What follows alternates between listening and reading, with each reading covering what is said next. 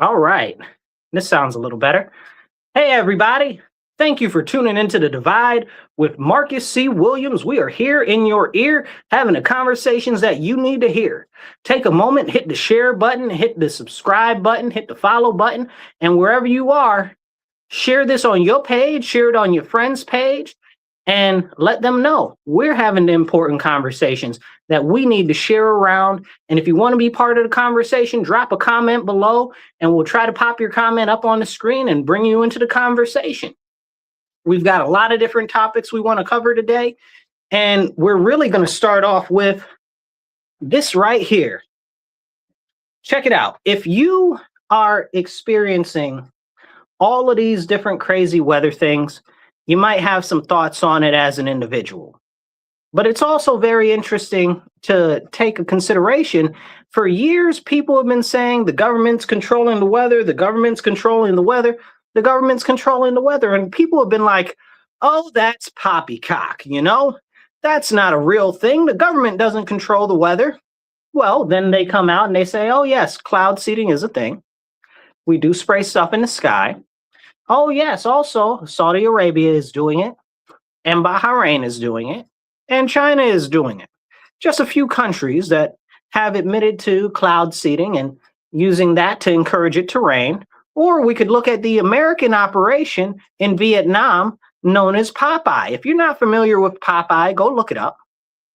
Essentially, what we did is we caused years of torrential downpours in Vietnam, making it even more tough for our troops to perform. But the concept was to make it tougher for the Vietnamese, the Viet Cong, to actually perform against our soldiers. Now, I don't know if that helped us or if it helped them, or if it was just maniacal people sitting somewhere in some scientific lab and the people paying them behind the scenes, manipulating everything and just kind of mucking stuff up and about and just playing with people's lives like they often do. See, but when we see stuff like what happened in Florida, where they actually went to ban cloud seeding, we should start having a conversation. Because maybe the people that were saying that the government is controlling the weather aren't too far off from accurate. Maybe they're 100% right. We look at things like they've talked about for years with different projects, like the HARP in Alaska, the high altitude EMF array that they have up there, where it just shoots all types of energy into the atmosphere, bounces it off of the stratosphere and other parts of the different stuff up in the atmosphere to make the signals come down and do different things as far as not just energy transmission, but also, which they think that it can be used for directed energy, which is a whole nother conversation, but definitely for serious communications and surveillance, but also weather manipulation by changing not only the temperature in the atmosphere, but also working with the radio frequencies to, I don't know if you'd say, discombobulate or reassemble the different clouds and weather patterns, because a lot of what we need to have a conversation about is how our world is run on frequencies, right? Like sound frequencies, radio frequencies, everything is some type of kind of harmonic. That's why if you ever see throughout the history, you might every now and then hear about bells, right? And what happened to all of the bells, like not just the church bells, but they used to have bells and stuff in hospitals and stuff like that for frequency healing and stuff like that. And just now, what used to be pseudoscience a few years ago, where frequency and energy restoration for humans and biological functions is now becoming mainstream. We've even got these things that they're coming up calling med beds that fire radio frequencies and different acoustic frequencies into your body to encourage it to heal itself. So maybe a lot of the stuff that we were told was false was actually true this whole time. Maybe a lot of it has been a grand manipulation against the people, and we're just really starting to find out now.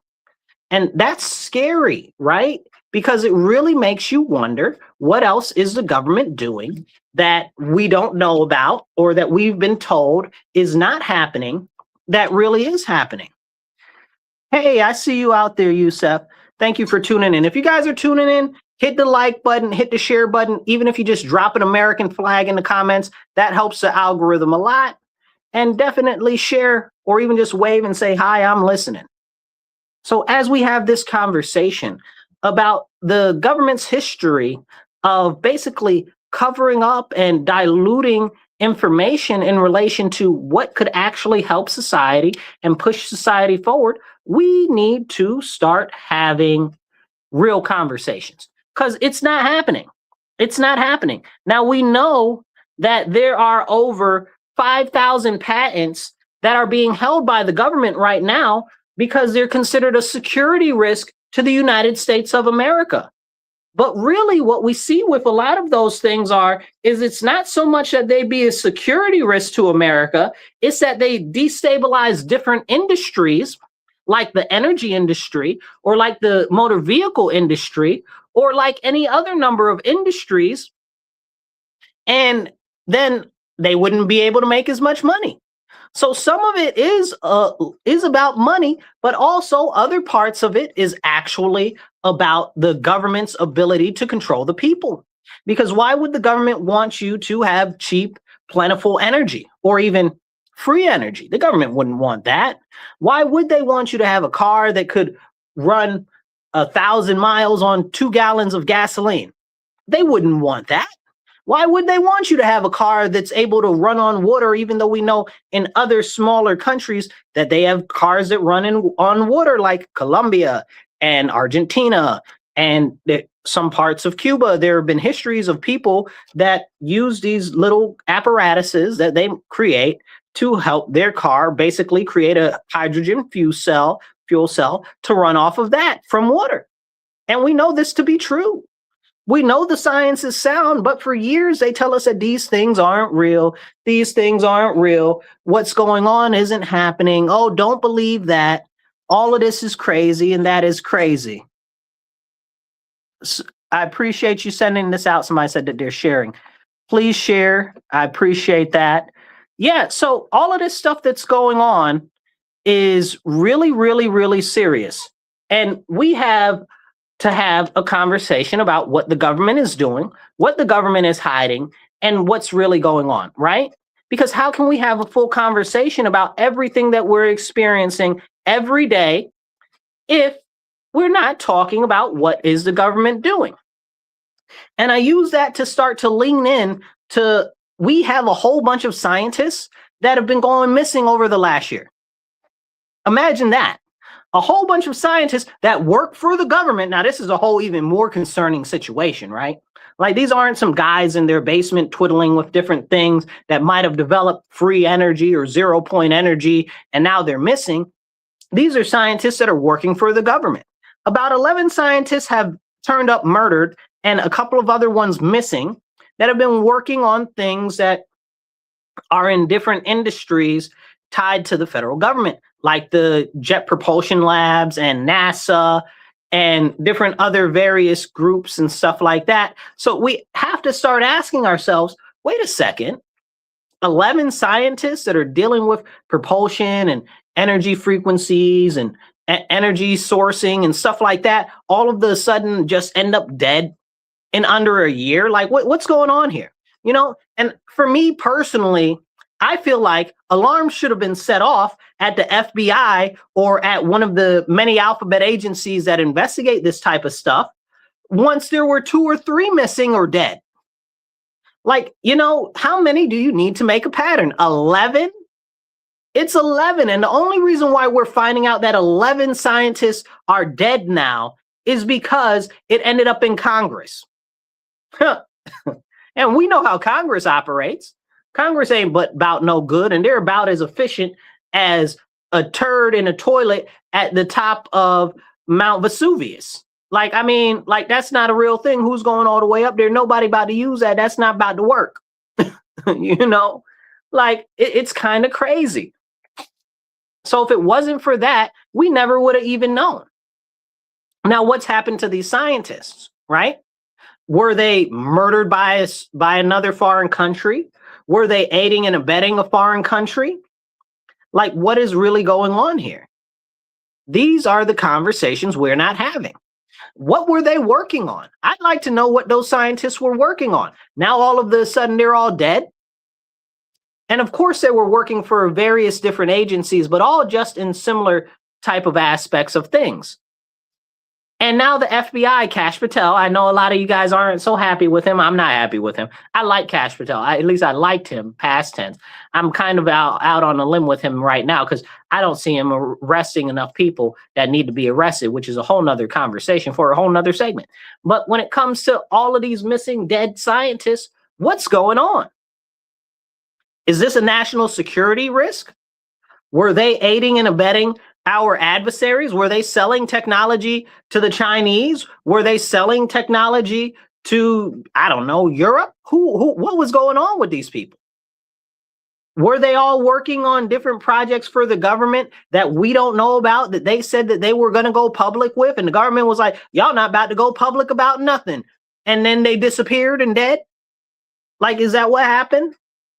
It's kind of like how we know that the CIA and other different organizations and shady people in the military and stuff like that just kill off people, or make it look like an accident. The famous CIA heart attack or the CIA stroke of people that were relatively healthy, but now all of a sudden are magically dead. And I love my country. Don't get it twisted. Nobody loves my country more than I love my country. But the fact of the matter is that we should not be willfully ignorant of the way that our country operates or the history of our nation. That's one of the big reasons why I don't like these people out here pushing to tear down statues. I don't like them pushing to rewrite history or erase movies or erase things because it might make somebody feel some type of way or because they feel that it's racist or something like that, which is just kind of crazy because usually it's some white people that say, oh, well, that might be considered racist or something like that. Who are you to have any say in what is considered racist or something like that? You know what I'm saying? Because for years, what we've had is we've had these white people that are pushing, oh, this is racist, that is racist. And normally people will say, oh, well, that's the leftist liberals and stuff like that. But it's more than just the liberals, right? Like it's people that are in power that are working on collectively rewriting the history of our nation so that they can just basically be like, oh, well, that never happened. And this has always been the truth. Like we've always been at war with East Asia. OK, if you're not familiar with what I'm referencing the book 1984, where they would always consistently shift and change history and rewrite history to the better benefit of the people in power, the party, Big Brother. And that's what we're witnessing in real time right now. You'll tell something to somebody about something that happened a month or two ago, and they're like, oh, no, that never happened. The news just showed the other day that this is what's going on. What are you even talking about? Like, I know I witnessed it. This happened, It's not, I forget what it's called, where you believe that something used to be a different way and now they're saying it's another way, and it's always been that, like the cornucopia with Fruit of the Loom. Drop what that's called in the comments. I'll try to pop that up. It's slipping my mind right now. But this is something that's happening actively right now. Right now. They're erasing history. They're erasing facts. Again, back to the bells for harmonic resonance and stuff like that, like we talked about in the beginning of the show, like all of the bells have been destroyed. Like you look at pictures from after World War II, where they were rounding up all of the bells and destroying all of the bells. You really have to start asking yourself, what was going on with the bells? Why were the bells destroyed? Like you really have to start asking yourself these questions. Like who is rewriting history? They say the famous quote is, whoever to the victor, that's who writes history, The victor writes history. So who are these people that are rewriting history or erasing history? And this goes back into the medical field like we were talking about previously. They've said that a whole bunch of things just in my lifetime, right? Like I'm young enough to remember when acupuncture and stuff was pseudoscience. Acupuncture doesn't work, even though it's been working in China and India and other countries for thousands of years, right? Acupuncture isn't real. Now you can get a script for it from Medicaid. Make it make sense. And we're talking about just a few years ago, like 10, 15 years ago. It'd have been considered pseudoscience. So what is going on? Why is this stuff being hidden? And what are we really to understand is being done?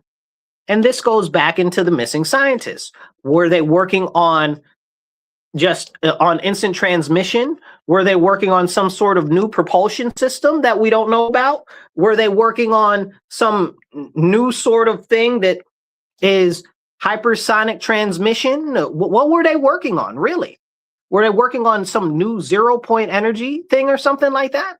How are they all magically dead? And how is it just now getting out to the news? How is it just now a conversation? How is it just now 11 scientists are dead that worked in very serious industries like the NASA Jet Propulsion Lab and other parts of the military and other parts of the government, working on all these different various projects for the government, and they're just magically dead. Dead. Gone. And they were a footnote until magically it came up in Congress. Somebody brought it to the attention of some congressperson, and the congressperson was like, hold on, this is kind of weird. Because that would have never gotten out to the public. Because we know how they roll. And that's a serious issue. Hit the like button, hit the share button. It doesn't cost you nothing. Be part of the conversation. Drop some American flags or some thumbs up in the comments. Just even say hi. All of that helps the algorithm to get it out to more people. Because we need to be having these important conversations. And as we go into the next portion of the conversation, we got some conversations about Iran coming up. We got some conversations about the Pope coming up. We got some conversations about Israel coming up. We got some conversations about China, Indonesia, and a whole bunch of everywhere else except not Rhodesia, not today. Anyway, share this out with your friends, your family, and everybody else that you know, because they need to be part of the conversation too. Let's see here. We got a conversation. Somebody said they were old. That's funny. Out here making me choke. That's hilarious. But yeah, so as we have this conversation about the things that continue to be wiped away in our society through our history and stuff like that, we need to understand that there are powerful people behind the scenes, whether it's the government, whether it's private industry, corporations and stuff like that, or maybe it's just the people that are in power, the elite. That's something that needs to be the conversation, because again, while I love my country, I'm not stupid, right? Like, you'd have to be stupid to think that everybody in power has our best interests at heart. Most of them don't care. Like, you ask one of these super ultra wealthy people, how much is a gallon of milk? They don't know. How much is a loaf of bread? They don't know. How much is a stick of butter? Nobody knows. They don't know, because they're not even the same socioeconomic range as you. These people don't have the same priorities as you. They don't care. They don't care. So this is why we have to be very, very cognitively aware of things like these missing scientists that are gone now. Because what were they working on? And why can't we talk about that? I think that that's more of an issue, because these people were working on things like aerospace, fusion, and biotech stuff. You know what I'm saying? Like that's some very serious issues. And these were high-level scientists, right? These were high-level scientists. It's really, really concerning. Some of them were working on nuclear thermal propulsion, right? Like nuclear thermal propulsion. So essentially, that's forever energy, but for travel, right? So think about it like this. We've got a ton of destroyers for the US. We've got a ton of submarines and stuff like that. We've got aircraft carriers. All of these big, huge boats and ships are all powered by nuclear energy. They have been for decades, right? Like, we got rid of the oil-based submarines back in what? The 50s? You know what I'm saying? Like, I feel like the last one was decommissioned in like the 1970s or something like that. They even made a joke about it in a movie one time. I can't remember what the name of the movie was, but it was a good movie. It was kind of a comedy action thing. But it's interesting how these people are now just coming to the light. And No, nobody was talking about it before. I mean, nuclear thermal propulsion, hypersonics, and other stuff. Like, what are we doing? Nobody said anything about that. That to me sounds like a national security thing everybody should know about. If something like that happens, I want to know about it when 2 scientists are dead, not when it's 11 scientists, because that tells me that some real bogus stuff is going on. Something really odd is going on there. And as we know, we're working on different spaceships and space destroyers and all types of other things. I know some people might laugh and say, oh, we're not working on space destroyers. You don't know what you're talking about. Okay. Along with space moon trains. Don't get me started on the moon trains. $500 billion for a moon train that the U.S. Congress put in for under the last administration under Biden to build a train on the moon. We don't even have adequate air capabilities in the U.S. right now because they've let the airport and the air system degrade. You know what I'm saying? Like $500 billion for a moon train. I don't want no daggone moon train. You better send a spaceship up and a spaceship back down on that bad boy. You know what I'm saying? Why I can't hop across the moon. And I'm joking, but I'm also kind of serious. $500 billion. Man, please. But this goes to show you that the government is working on a whole bunch of different projects and things that we don't even know about going on. We don't even know that's going on. So when they say that these scientists have magically disappeared, we need to look closer into that. We really do, especially with the highly competitive nature of aerospace technology today, but more so than that, on space technology today.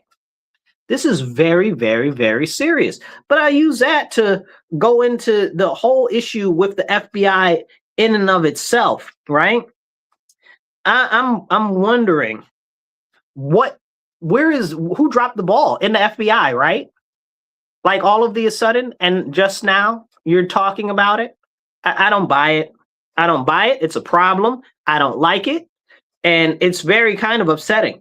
I'm concerned that there's a lot of infiltration going on in the US right now, and nobody's talking about it. We look at, again, speaking of the FBI, they just arrested this Iranian lady. Let me say this again. The FBI just arrested this Iranian lady that was trafficking guns into the US and back to Iran and back and forth and through other countries, and she's Iranian.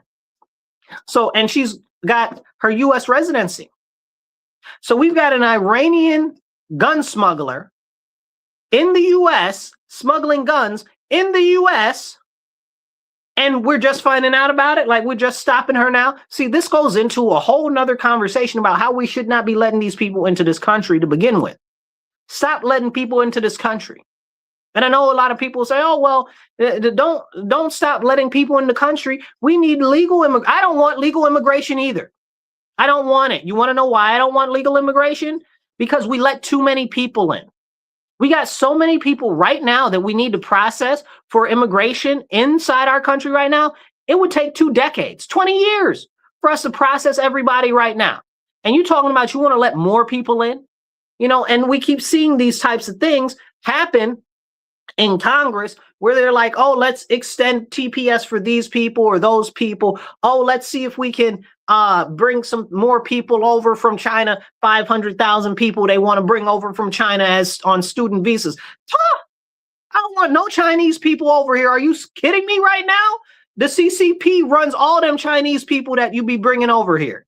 The Chinese require any Chinese citizen to owe allegiance to China. And we shouldn't have anybody in this country like that. Okay? You want to let them over here when really they're obligated. They are obligated by China to spy for China. They are obligated. And if you're not familiar with what happens if you don't spy for China, if you're Chinese or have family in China, they will torture your family on levels that you could not even fathom. I'm talking about when you say cut somebody to ribbons, I'm talking about they will shave your families up like they are shaved steaks, just cutting little slithers out of them little by little every day. I was listening to somebody that survived some of their torture, and they were like, what they would do is every morning they would dump them in a vat of poo water. A vat of poo water. So essentially what would happen is, you go in there, you're all right. but you keep getting dunked in cold pool water every single day, you start to get sick, you start to get weak, you start to develop ailments and stuff like that. What type of level of egregious torture that most Americans couldn't even fathom is that? Can we have that conversation? China is super evil. We shouldn't be letting nobody from nowhere over here. Are you crazy? Look at what they've done to Taiwan. Like, are you out of your mind? Look at what they're doing. And we're going to talk about Taiwan in a minute. But I meant to say Hong Kong. Look at what they've done to Hong Kong. Okay?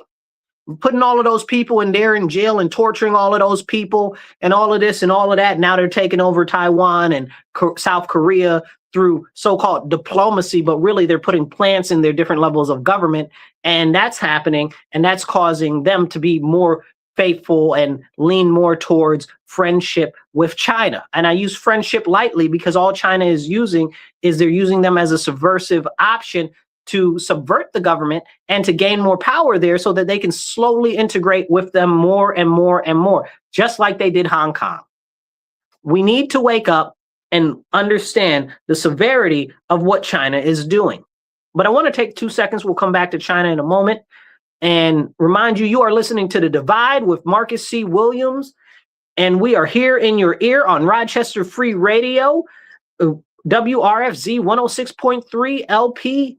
We are here. If you want to help the show and you're listen to us on the radio, you can go to Patreon and you can go to Rochester Free Radio and you can donate on Patreon. If you're online and you want to help out the show, right there on either sides of the screen or down below, depending on how you're watching the show, which orientation. But yeah, man, pitch into the show. We help us make more episodes and stuff like that because we're sponsored by viewers like you. Our station stays alive by viewers like you, you know, like that's kind of like what they say on public radio, but that's what we are. We are a small public radio station and we're trying to get more spread across the state and across the nation, you know? And if you're watching online, hit that follow button and hit subscribe, drop some comments, be part of the conversation and share.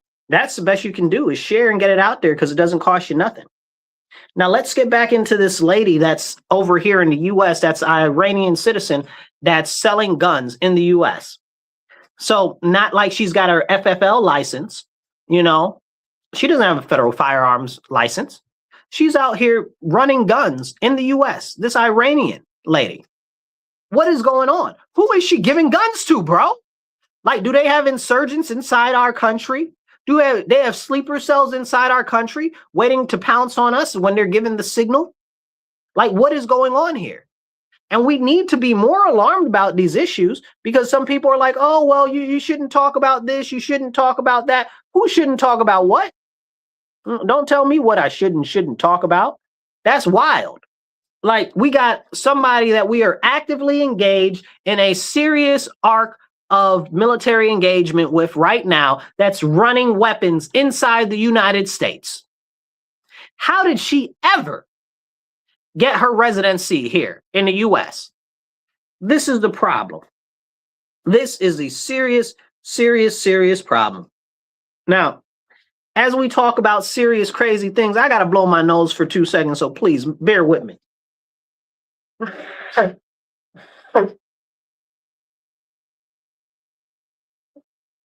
So anyway, as we have these serious conversations about stuff going on across the world, let's take it over to the Iranian area for a second, okay?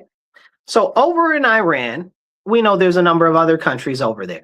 There's Pakistan, there's Afghanistan, there's Syria, there's Turkey, and there's Israel, right? And there's Israel, but there's also Oman, there's Bhutan, or not Bhutan, but what's the other one? Bahrain. There's Saudi Arabia and a whole bunch of other countries. Now, over the weekend, Trump said that, and I'm paraphrasing because I don't have it in front of me right now, but Trump said, Israel has proven itself one of our greatest allies. No, that's not what he said. He said, Israel has proven itself to be a great ally, da-da-da-da-da-da-da-da-da. Because if you've been following Trump, he's been harshing on the EU for not helping us in this military engagement over there in the Strait of Hormuz and stuff like that. But he said this coming on the same weekend when we have images of a IDF soldier in Lebanon smashing you guys, smashing with a hammer, a giant mallet-looking hammer, the effigy of, I guess you would call it an effigy or whatever you want, a representational image of Jesus Christ, right? Like if you've ever seen the cross with a Jesus on it or a thing representing Jesus on it, like he's smashing Jesus with a hammer. Like this IDF soldier is smashing Jesus with a hammer. See, but that goes into a larger conversation of how Israel feels about Christians. And people be letting them play in your face like Israel's okay with us. They're our friends and stuff like that. Okay, let's separate Israel as a nation state and so-called ally. And I say so-called loosely because it's only when our interests actually help their interests, because they're more concerned about their own interests as a nation state and not about what the U.S. wants. That's why they killed up everybody in Iran. That's why we don't have anybody to negotiate in Iran. And that's why we're still over in Iran right now, is because of Israel. Okay, so you tell me they're our greatest ally or whatever, I'm gonna look you dead in your face and say you've lost your cotton picking mind, because Israel does what Israel wants for itself, which is good, right? Which is good, by the way. Don't get it twisted. I think Israel does a great job of representing itself as a nation state. I just want the U.S. to do the same thing that Israel does, okay? Because Israel do whatever it wants, and it tells America what? Like it punks us, okay? And that is a problem. Because we be out there, oh, well, it's our greatest ally. Are they, though? Are they? No, they're our ally of convenience. Let's be real. I don't know that the U.S. has a greatest ally, but if it was, it wouldn't be one that's killing the people that we're doing negotiations with.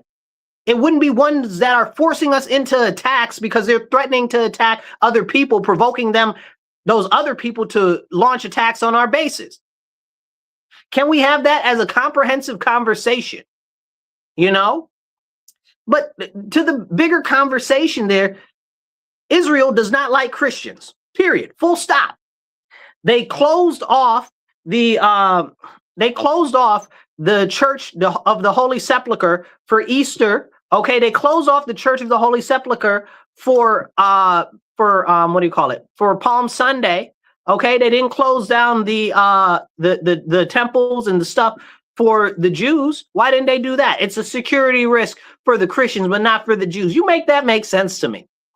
Make it make sense to me. Okay, and they're taking and stealing the land from the church over there in the Holy Land. Go look it up, okay? Because I don't got time to cover it the way that it really deserves. And I know people are going to have a lot of mouth about it. Don't believe me because I'm saying it. Believe me because I'm telling you now. Go look it up, okay? Now, talking about this issue of how Israel doesn't like Christians, and I don't know why we have to play like they do, okay?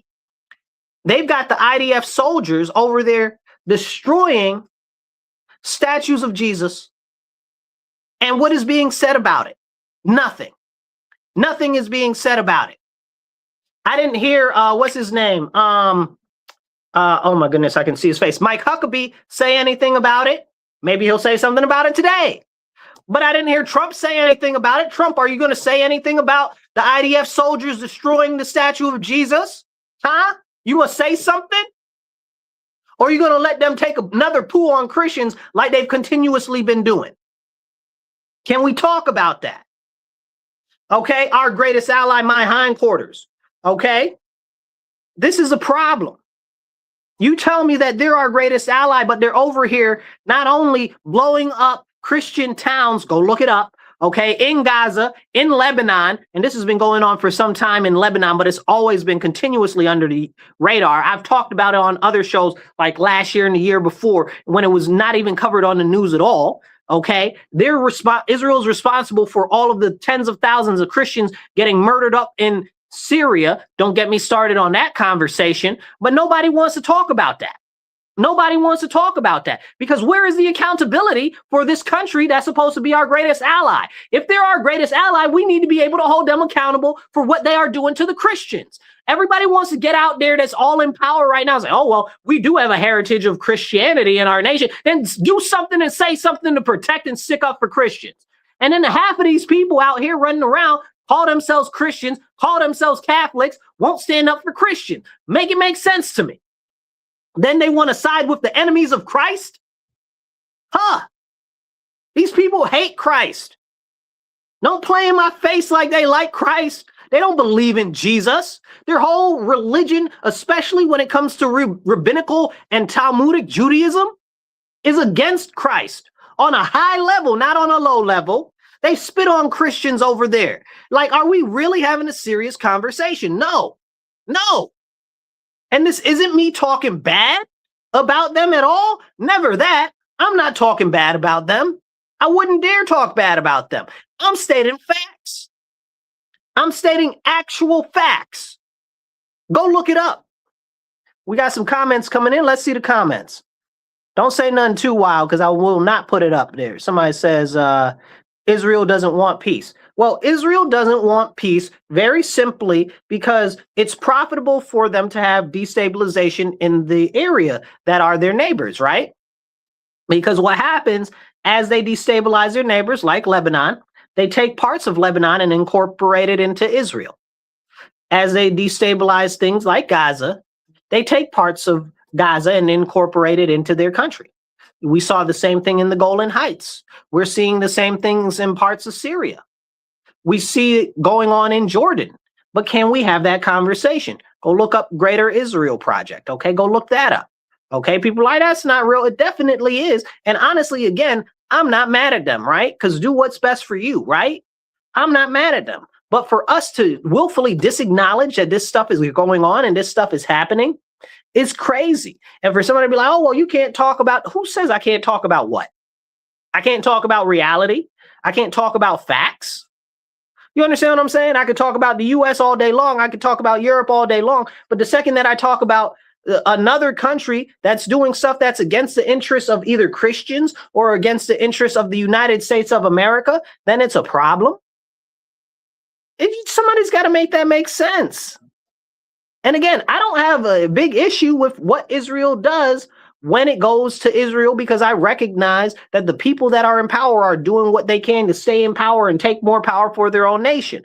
But when it comes to interference in what the U.S. needs to do for what's best for the U.S., that is a conflict. When they are going after Christians, that is a conflict. And we, as Americans, need to speak up. Okay? That's serious. Somebody says the IDF rules, the USA rules. Well, that is very true. The IDF, very clearly, the IDF is a very strong and capable military force. Nobody should ever try to take that away from them. But again, their continued attacks on Christians are highly problematic. Highly problematic. Their destruction of churches is highly problematic. Their attacks on Christian villages is highly problematic. Okay? We're not talking about the stuff that they're doing to Muslims.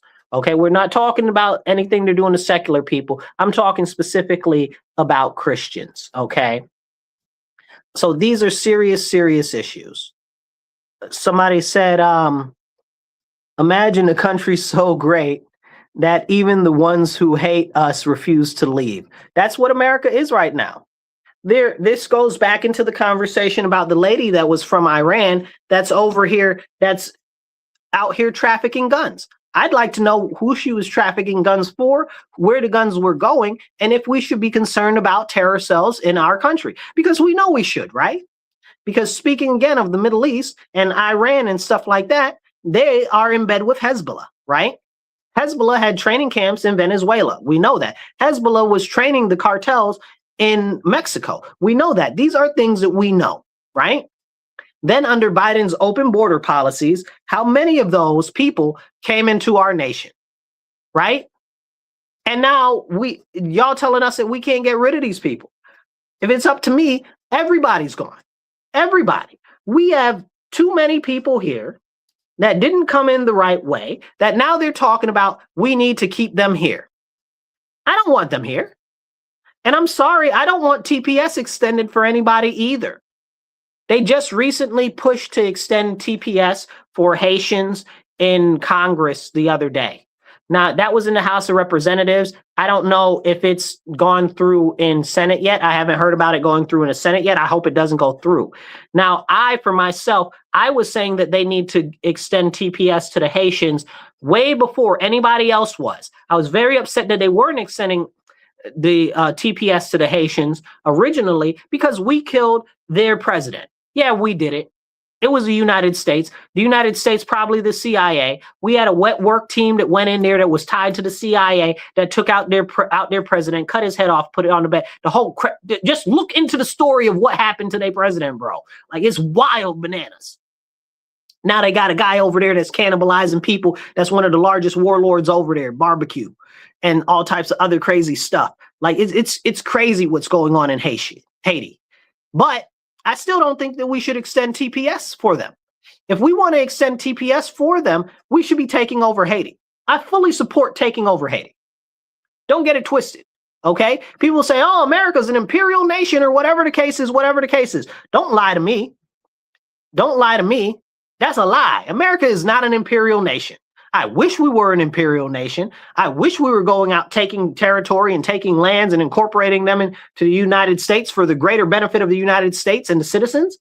That's not what we do. We don't do any of that. Don't play in my face.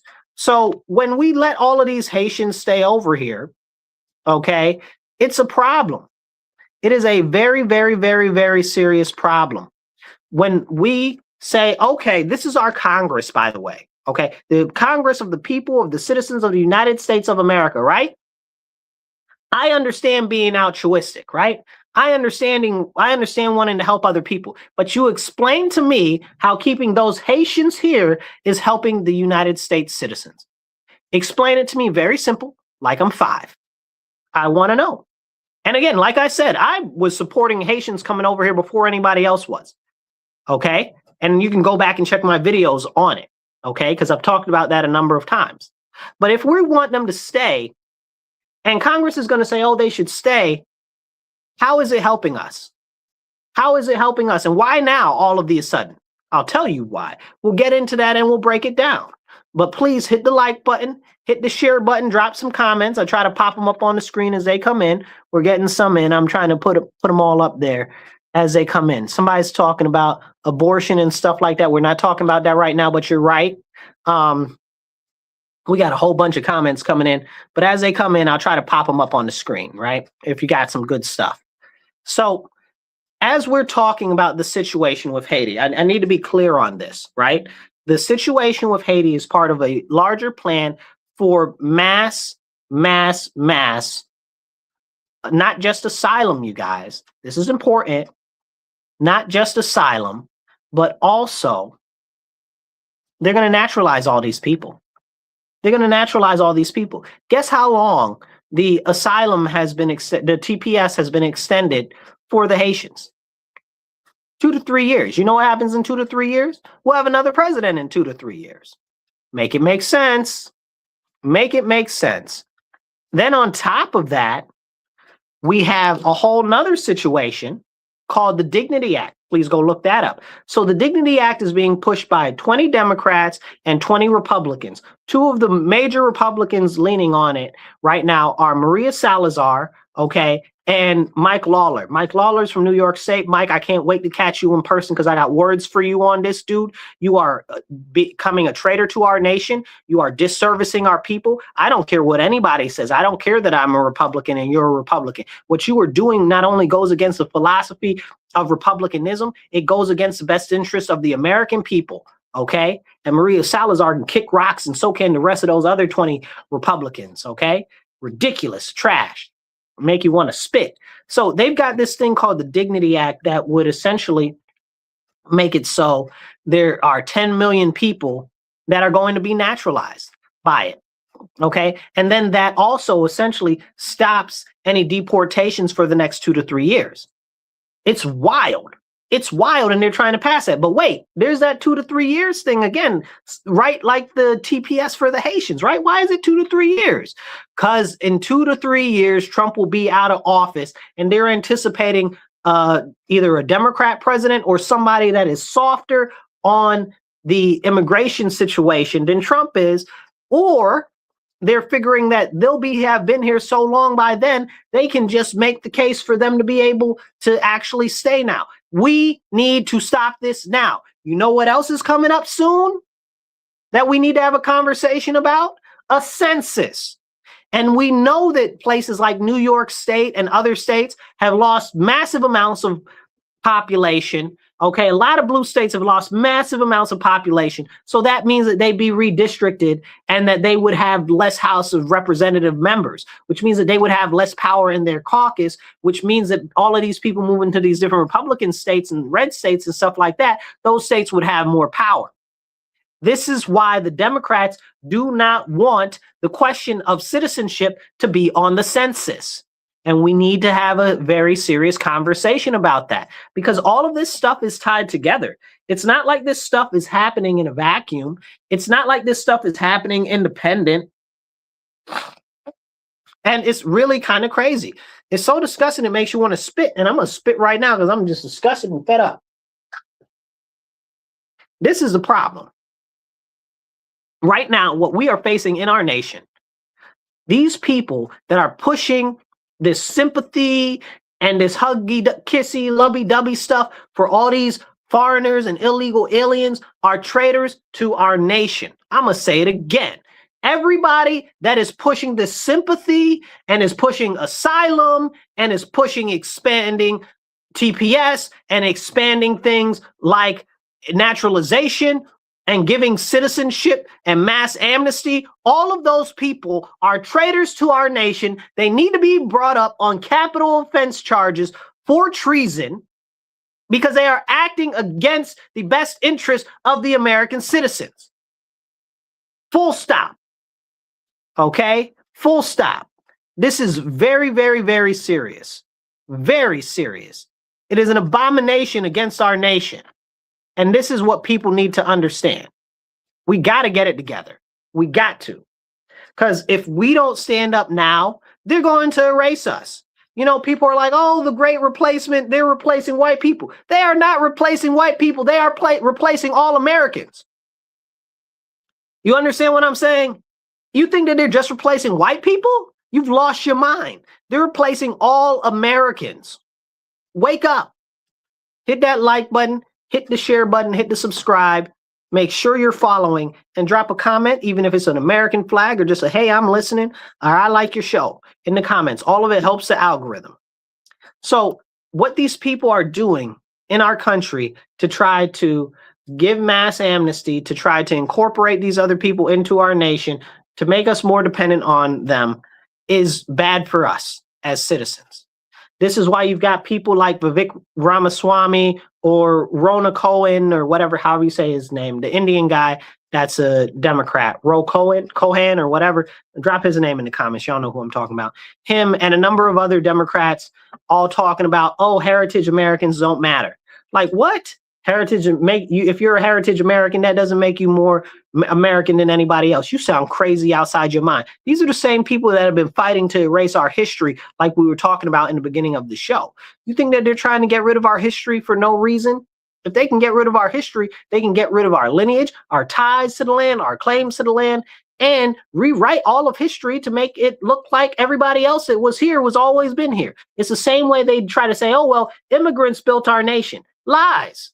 Lies and deceits. Immigrants did not build our nation, right?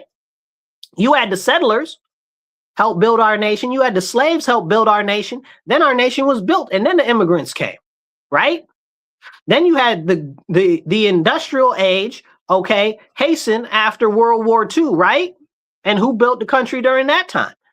The freed people, the freedmen, right? Look up the Great Migration. That's how my family ended up in New York State. Look up the Great Migration. Okay, the freedmen built this country. The settlers built this country. Stop telling us immigrants built this country. You understand? Now, immigrants may have had a part in the fabric of our history in this country, but to say that they built our nation is purposefully and intentful to steal away rich American heritage and steal away from those who have long American lineage. And this even goes for people that might consider themselves immigrants, right? Because essentially, if you're saying that you were Dutch here before World War II, they don't consider you to be an immigrant. You know, they're not talking about you. They're talking about these Spanish people that came over the fence last week. Don't let them play in your face. Okay? This is a problem. They're talking about the Africans that just got here last year. They're not talking about you. Don't feel any affinity for them. Whenever they say immigrant, they are lying. Okay? They are deceiving you. They are trying to say, oh, well, you know, everybody's got family from other countries. No, man, stop. Stop. Don't listen to them. You're being conned. That's what they want. They want you to feel affinity for these people that are taking resources from our country as they dilute our country, our culture, our way of life, and the American language, which is American English. And now they want everybody to speak Spanish. I'm completely against it. Now, if you're Italian, or if your family's Italian, or if your family's Irish, and you go back some decades in this country, you may have had family that's like, yeah, you don't speak your historical language from your country outside. You learn English. You learn English, right?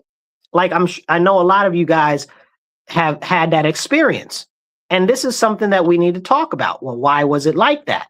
Because they wanted people to integrate. And now they don't want you to integrate.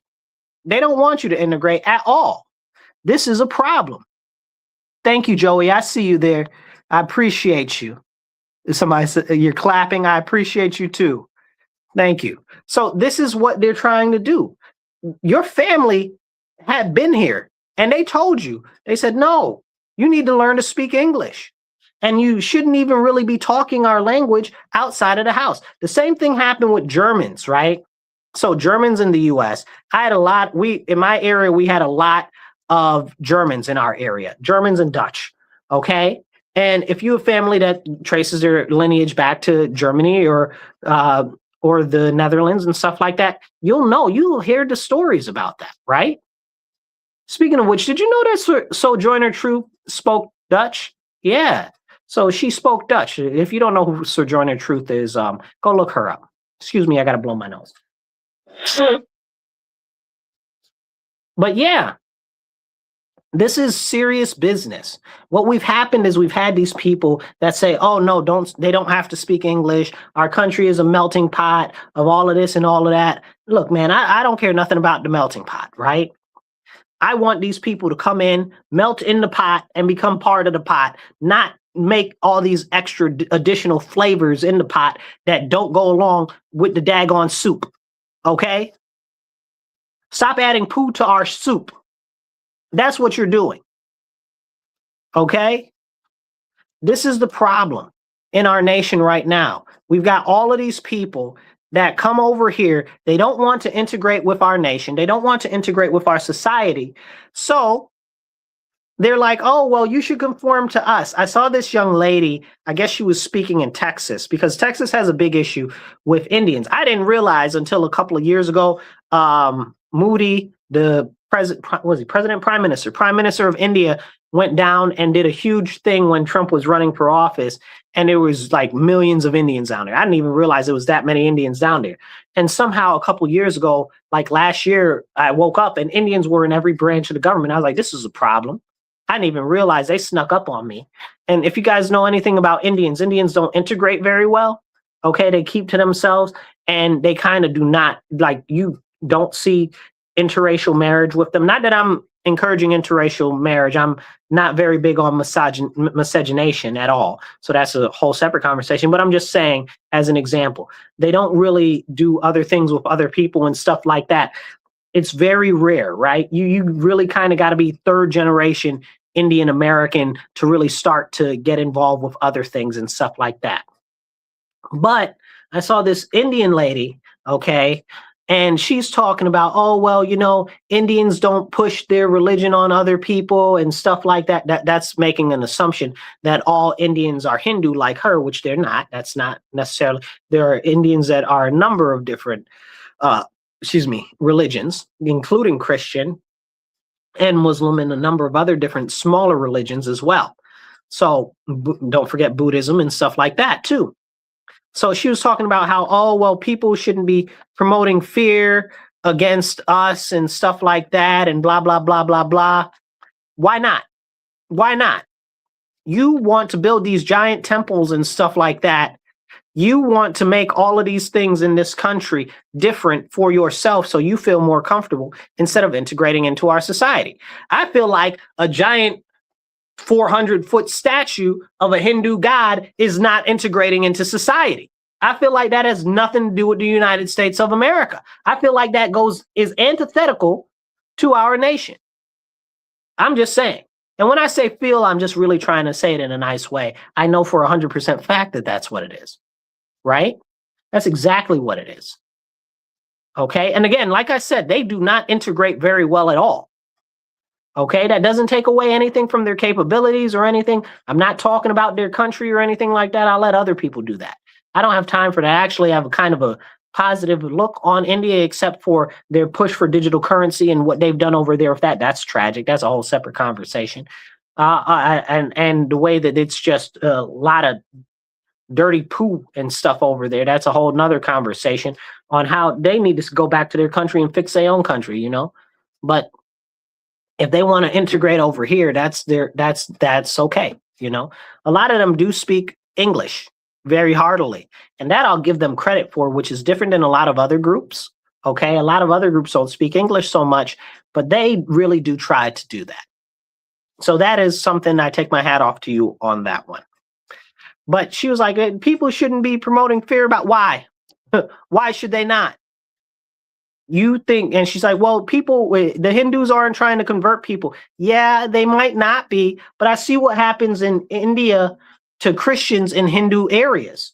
They beat them, they torture them. I have a friend who does evangelism, who goes to India and does evangelism. They beat him so bad, they had to take out 2 inches of his spine. Okay, they beat this man in India so bad because he's a Christian evangelist that they had to take out 2 inches of his spine like this. You understand what I'm saying? So you mean to tell me that they shouldn't be alarmed? I'm alarmed. I think somebody should be alarmed. Somebody should be raising the alarm there. You know, I'm less worried about the Indians that are sheiks, because sheik, you really have to be part of the sheik community. You got to kind of be like born into it. You can't really convert to get into that. So that's a different conversation. You know, that's a little bit of a different conversation. Also, the sheiks be standing against the Muslims real hard. So mad props to y'all out there, especially the sheiks in England that are standing up against Islam over there right now. Okay. Somebody says, what they say? Take what they learn and fix their own homeland. Yeah, that's what I was just saying. That's exactly what I was just saying. But I want to take a moment, and I do want to get into a couple of other topics in relation to energy, what's going on with China and Taiwan and Korea, like we were just talking about. And if we have some time, I'll even jump into some stuff about HUD. So, because there's just so much going on that we could talk for days. But before we go into that, I do want to talk on the Pope and what's going on with him. Did you see the Pope speak out about the IDF soldiers destroying the statue of Jesus? No, he didn't have anything to say, but he wanted to get all in Trump's face and talk about, oh, well, God doesn't bless those who do war or stuff like that. What are you talking about? Do you not read the Bible? Like, what are you even talking about? Yes, he does. The whole Bible is a book that is a treatise on war, politics, and how to live. Like, what are you talking about? Like, read the actual Bible. And then people are out here carrying water for this guy who's calls himself the Pope, who how he got in there is questionable, because they filled the cardinals of the College of Cardinals, the Sacred College, with all of these very, very, very non-traditional so-called Catholics that do all this alphabetism and all this other nonsense under the previous Pope, okay, who him getting in there is questionable, because some people question Benedict even stepping down, if that even was done right in the whole first place, if you guys aren't familiar, okay? Like, I'm not Catholic, but I stay up on that because I have a great affinity for the church, and I'm very concerned that the Catholic Church is close to a schism, similar to what just happened with the Anglican Church when they anointed that, what's called him? The Bishop of Canterbury. I think she's a bishop now. Okay, that the gay lady as a bishop. You understand what I'm saying? They done lost a rabbit behind mine in the Anglican faith. So the African Anglicans all separated from them. They said, we don't do this nonsense. That's against scripture, right? But did we hear the Pope say anything about this, what's going on right now? No, he didn't say nothing. But he said to Trump, oh, this and all that. And then people get mad at Trump for saying anything back to him. Like the Pope is the end all and be all, and he's infallible and all of this and all of that. The Pope isn't infallible, but he's going specifically and directly against scripture. The Pope is going against scripture. Like, we're not talking about something that is questionable, if that's in scripture or not, or it's something that could be tradition that's not in scripture. No, directly against scripture. But more than that, he's going against tradition because he's going against the church fathers. He's out here saying stuff like, oh, we should all live in love with the Muslims. What? What? The stuff that our early church fathers, like John Chrysostom, I can't even pronounce his name right. It's spelled weird. St. John Christopher, go look him up like that and you'll find his name. It's like John Chrysostom. Chrysanthemum or something like that. I'm not, go look him up. Love that guy. Fantastic. Okay. But him and all of the other church fathers and stuff like that, you should see their commentary on the Muslims, or you should see their commentary on the Jews. You understand what I'm saying? Speaking of which, St. Christopher has a good one, a good homily about the Jews. Go listen to that. But these people are our canonized saints. You understand what I'm saying? Talking against what the Pope is currently talking about. How dare you, bro? The audacity. Then you over there talking about you're the whole high holy see and you're putting Muslim prayer rooms in the Vatican? Are you on drugs? Are you high? Or are you kissing the devil's feet at night? I'm starting to ask questions. Somebody made a joke on one of my posts the other day. They said those exorcists that just took a trip to the Vatican, maybe they need to go back because they didn't finish the job. And you know, and the Bible warns about stuff like this. It really does. I don't want to dive too deep in that because maybe we'll do that next episode or an additional episode on the page. So make sure you hit the follow and subscribe. But people forget that the Pope is also a king, right? Like, he is the king of the Vatican. The Vatican is its own country, and it has a king, and its king is the Pope. So we need to understand that very often when the Pope is speaking, he is speaking as a head of state, not necessarily for the body of Christ. Okay? And his prerogatives do not always align with what Scripture tells us. So as a matter of fact, just to be very clear, let's start with the 10 Commandments. I'll touch on it briefly because I want to go into some other things. We talk about the 10 Commandments. You know, it says, people be like, oh, it says thou shalt not kill. It doesn't say thou shalt not kill. It says thou shalt not murder. Murder is unjustly or against the innocents and stuff like that. That is murder. Okay? Killing can be righteousness. And can be done righteously. And in many parts of the Bible, it says under certain circumstances, you are supposed to go out and kill people and go to war with them. So what are you talking about? Okay. Look at David or Solomon or all these other kings in the Bible that we have as our predecessors that are out here praying for the downfall of their enemies or victory in battle, or the whole thing with oh my goodness, what do you call it? It'll come to me in a moment. It'll come to me in a moment. It's slipping my mind. The story where they had too many soldiers and God was like, no, you got too many soldiers. I want less so people will understand that I am the God of all gods, the host of hosts. And I'm the one who can make something out of nothing and nothing happen out of something. You know, so this is serious. And, you know, it's very interesting because in the Bible, it refers to God, the Father, as the Lord of hosts, right? So it also says in the Bible that Adonai, God the Father, Adonai is a man of war. Okay, I believe that's Psalms. Okay, this is what it says about our God. You understand what I'm saying? Our God is a man of war. Okay, not of this passive PC poo-poo, foo-foo nonsense.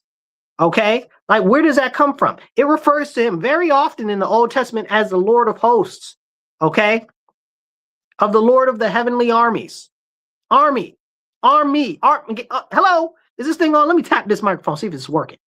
You understand what I'm saying? Like, where is this nonsense coming from? Somebody said, I would vote for you if you ran for president. I appreciate you very much. That means a lot to me.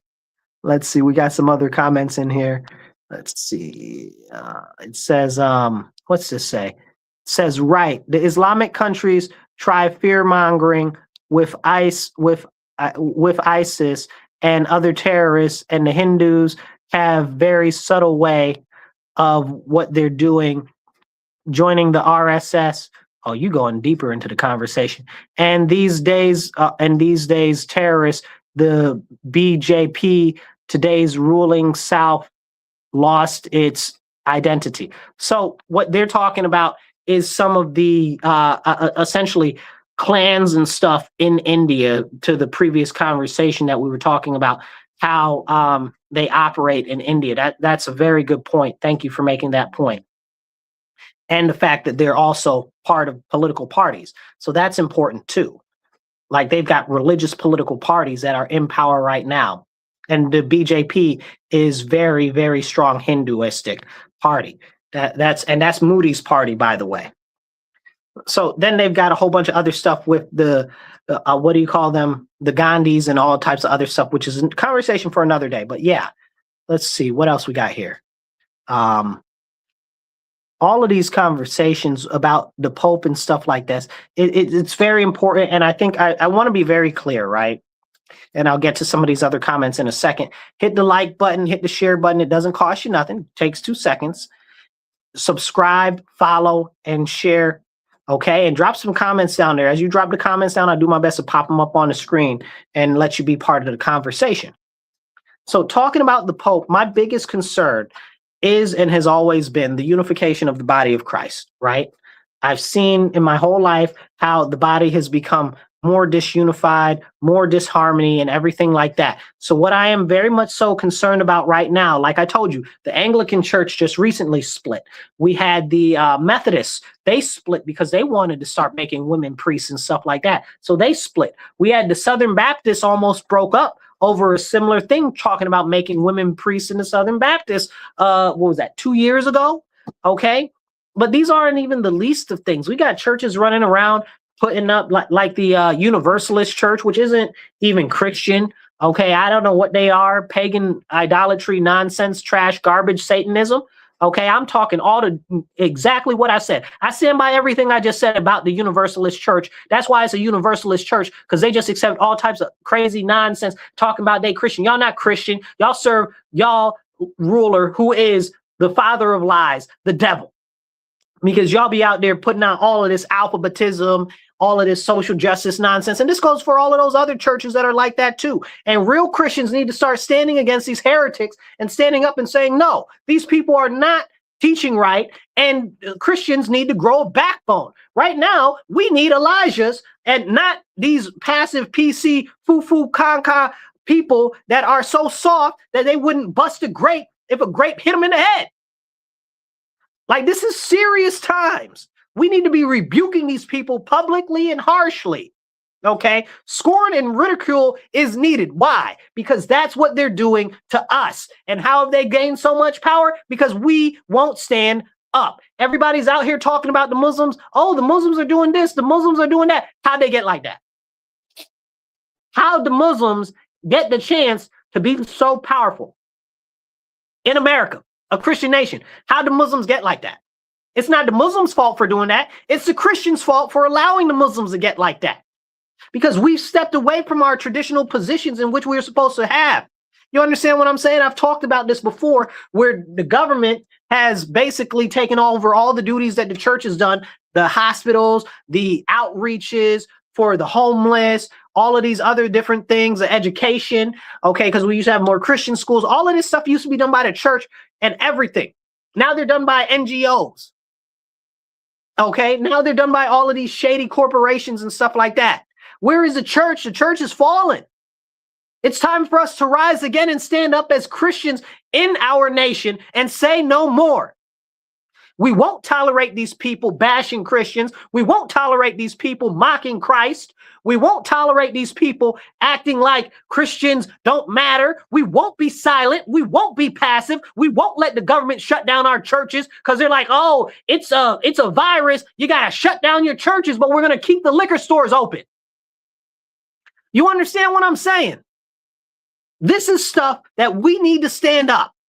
We need to stand up now. We need Elijahs to stand up, okay, that are going to call out these heathens, these people that are sacrificing these babies, these people that are mutilating these children, okay, that are telling us that it's okay, that are telling us that a boy can be a girl and a girl can be a boy, that are telling us that it's okay to sleep around with everybody, that marriages aren't important, that are telling us to kill the babies because it pays them well. Come on now. Can you hear me out there? Let's be real with what's going on right now. We are very, very, very, very serious in what is going on right now. And we need more people that are Christians and are strong of conscience to stand up and rebuke it publicly. Everybody's like, oh, well, it'll affect me or it'll affect my family or whatever the case is. Da, da, da, da, da. Oh, so when you get to Jesus, when it's time for judgment and Jesus says, oh, well, you know, you were lukewarm Christian, so I'm going to spit you out. Because when the time came for you to stand up for me, you didn't want to say anything because you felt like it would affect you because, you know, I, as the Lord, wouldn't provide for you, or because I wouldn't make a way out of no way for you if you spoke up for me. That's wild. That's wild. And that is the problem with Christianity today. Too many weak Christians. And when you do pass and you do go before the Lord and he says that he didn't know you, you'll understand why. Because if you can hear the sound of my voice, you know what's going on. Because you won't stand up and rebuke these people. These fake pastors, these fake preachers out here preaching the prosperity gospel. Out here preaching this alphabetism from behind the pulpit, talking about they Christians. Bull sugar. You understand what I'm saying? Ain't none of these people, if you got a rainbow flag, okay, talking about LGBTQMI2QRTZ, whatever the rest of the letters are this week, okay? Like, I'm not even making a joke. I'm being dead behind serious. You understand what I'm saying? Like, because now it's, what is it? MMI, 2 plus Q, LGBTQITI,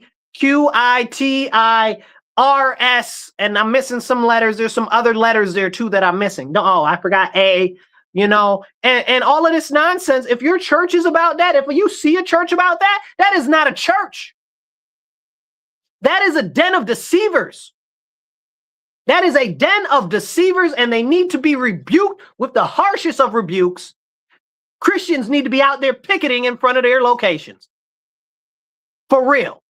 That's what needs to be happening. Because more and more people are falling prey to this mind disease that is being pushed into our society by Satan himself and the devil, right? Now, I take Satan and I take the devil as being two different things completely. Satan, Lucifer, you know, sometimes they say that those things are different and the devil is something different completely. But I believe that the devil itself is not an actual creature. I believe the devil is a miswriting of the evil, because you know they used to put letters and then apostrophes. I think that's what happened. I think it's a misappropriation of the word. I think it's supposed to be the apostrophe evil, the evil, right? Talking about all of it collectively, right? The means of which Satan and Lucifer are working in the world together to push this evil, the evil, because it's all working together to the greater goal of the debasement of humanity, of pulling humans away from Christ and destroying our civilization. When will you stand up as a Christian? Let's see. Somebody said yes. I can't read that. That's too small. Sorry, guys. Sometimes it doesn't make it easy to read. What's this say? This says, why are you preaching about Jesus? But I can't see that. Why is it so small? I don't know what it's talking about. It's sorry. Some of these things are too small. Somebody says the church is falling because more people are seeing through lies. So that's not why the church is falling. People aren't seeing through lies. People want to be comforted by these soft foo-foo things that feel good and make them feel good.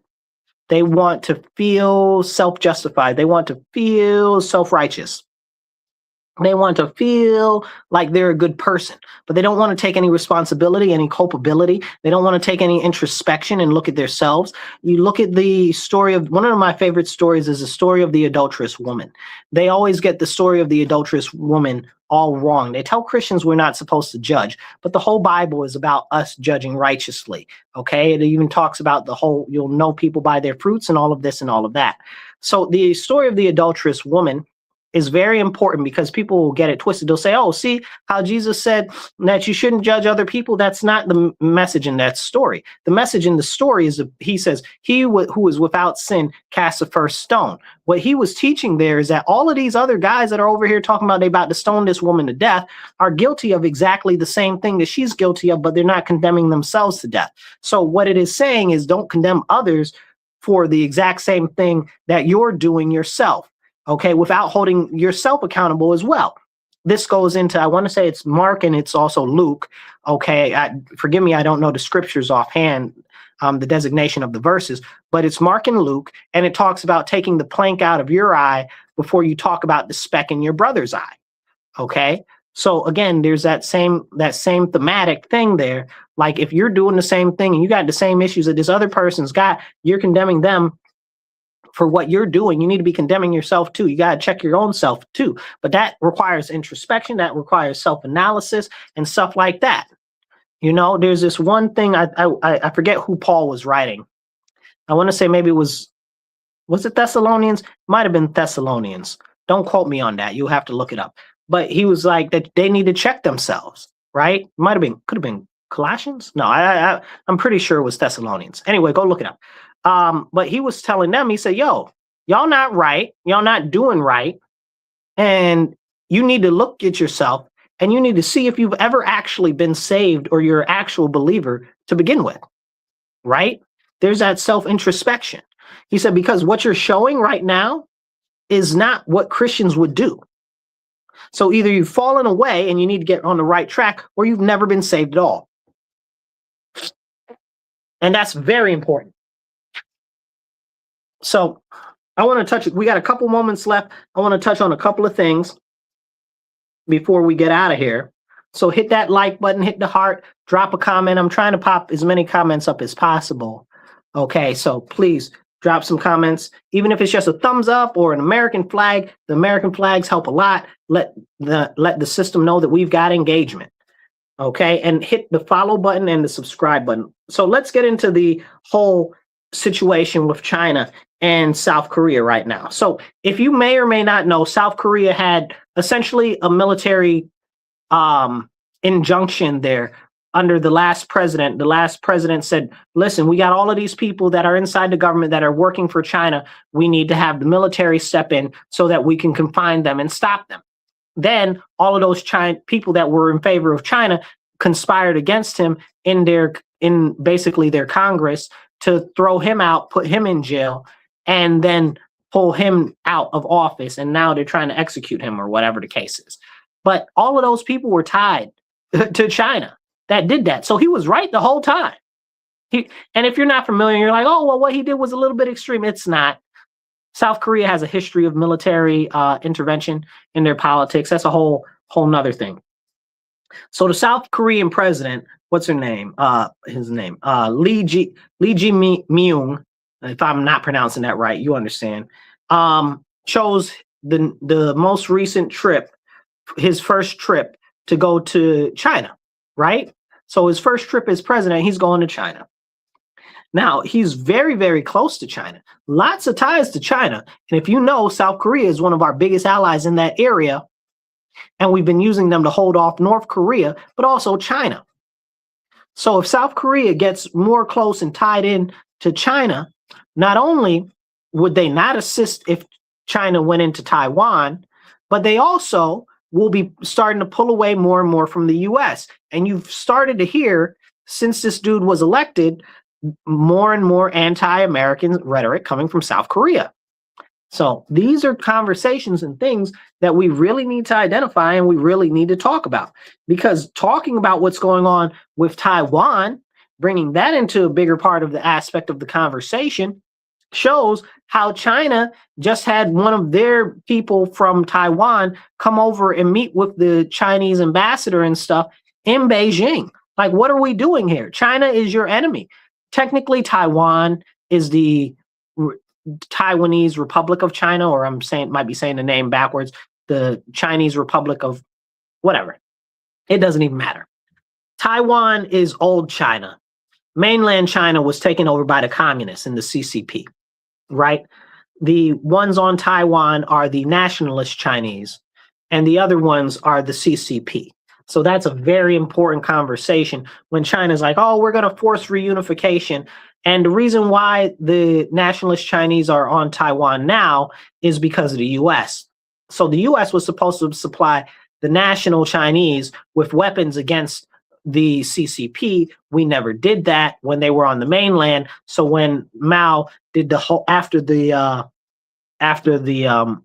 whole bloody march that he did, go look it up, and everything that was going on with that, they pushed all of them back to Taiwan.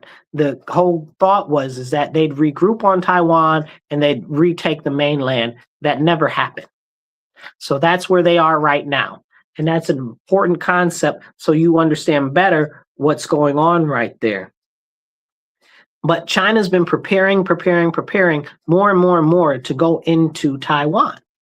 They're doing tons of drills, more drills now than ever. Now they're starting to partner with the different groups, like I just said, for instance, with South Korea. And this is a problem, and with the people inside the Taiwanese government. So they're real close. They're real close to either overthrowing it internally or launching a military engagement there. But that's why the US is doing a lot of what it's doing on the world scale right now to tip the balance away from China. So for oil and for heating and cooling, we talked about that briefly earlier. That's why the US is going after Iran, Venezuela, Guyana. You don't know about Guyana, but go look the oil deposit up in there. That's a whole nother conversation. We could probably do a whole episode on that, but go look that up. And we're essentially reworking the way that the global hierarchy goes for oil and natural gas. And if we can control that, we can control China more and more and more and strip their ability to launch any type of real serious attacks against anybody else. We might even be able to, luckily, hopefully, topple their government. But we'll see. So we've got a couple of things I wanted to talk about and close, but we don't have a lot of time. So right now, the Department of Energy is working a lot to push nuclear energy in the United States. And that's a very, very, very important thing that's going on because we need more energy. I know a lot of you are seeing the continued rise in energy costs and stuff like that, and it's starting to get real bad. But that's because of poor policy that has been over-investing in things that do not provide equal energy generation, like the solar panels, like the wind turbines and stuff like that. Those might work in some places, not in all places. And that's part of the series that needs to be part of the conversation. So we've got a lot of stuff going on right now that's coming up that can be positive, but we have to see what the government is doing, be attentive to it, and we also have to see where we can benefit so that we can help support the things that are going to be beneficial for the US. And we can stand against the things that are not going to be beneficial for the US. Because at the end of the day, it's about our citizens, and it's about what we can do to better our citizens, just like they just reinitialized a contract to start a new refinery in Texas, which is like one of the first refineries in over 50 years. We need more gasoline and petroleum refineries in the US so we don't have to be dependent on everybody else, and we don't have to worry about that type of transportation into the US. So we're booming right now. Let's make it go even further, and let's look into the nuclear energy and see what else we can do. I appreciate you guys tuning into the show. Thank you for listening to The Divide. We'll catch you next week. Thank you guys for listening online. If you're listening online, please hit that like button and the share button and get the message out there. We've got a lot of other content that we'll be putting out over the next couple of days. So make sure you're subscribed and following. And if you're not on the YouTube channel, go to the Marcus C. Williams channel, okay, and subscribe. Now, we put out an episode of this once every week. It's Monday, 2:30 to 4 p.m. If you want to support the show, either side right here or down below, okay, we've got Venmo, Cash App, PayPal, however you'd like to help support the show so that we can do more episodes and get more airtime. There's a lot of conversations that we need to have that aren't able to be had in the general public because people don't want to talk about those things. There are a lot more segments that I'd like to do with you, but airtime does cost money and it does cost my time and energy to try to put everything together. So we really could use your assistance in supporting the show. And we're working on getting the elephant in the room back up. We've got our first set of guests coming up soon, and we're just setting up a day for us to start doing those interviews for the elephant in the room. So again, if you're not following the channel now, make sure you follow and subscribe and hit that notification bell because we got some great episodes coming up soon with that. We're going to be interviewing quite a number of very interesting people. So stay tuned for that. The elephant in the room will be making a comeback in 2 weeks. So I'll catch up with you guys later. Y'all be blessed and be well. And remember, stand up, speak up, and don't shut up. Take action.